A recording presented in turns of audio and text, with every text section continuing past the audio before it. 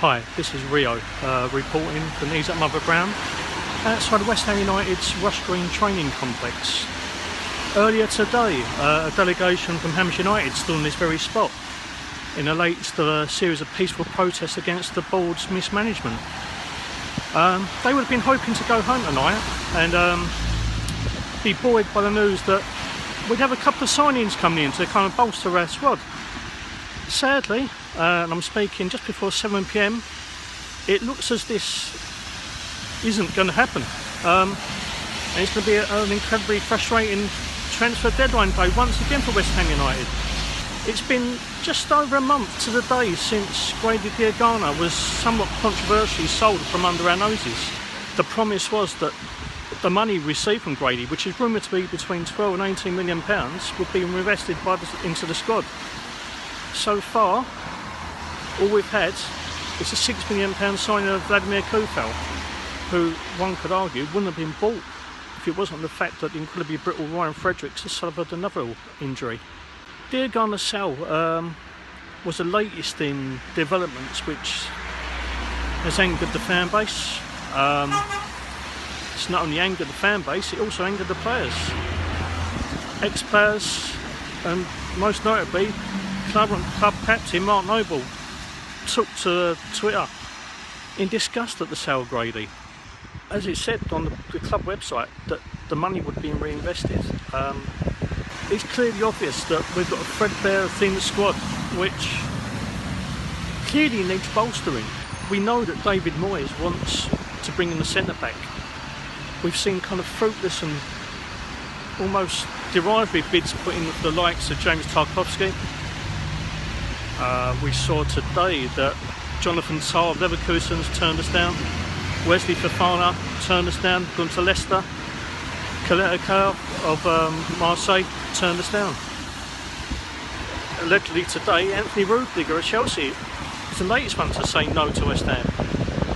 And it looks as if the transfer options have been, by and large, eradicated.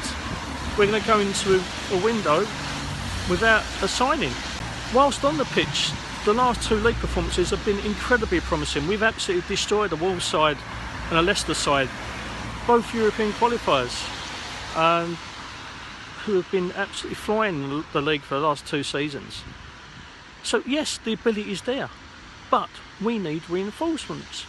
This season is going to be truncated into 8 months. The game is going to come thick and fast. We're relying on the core squad of 14 to 15 players. Whilst at the moment, those players are performing wonders, and yesterday's remarkable win away to Leicester compounded the fact that the talent is not only there, but it shines through when things are going well.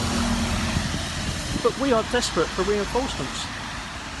These games, as I said, are going to come thick and fast.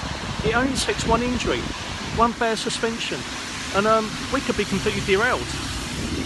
Apart from Michael Antonio, or Mikel, as he likes to be called, Sebastian Haller's our only other first choice striker. In terms of technique and ability, he has it all.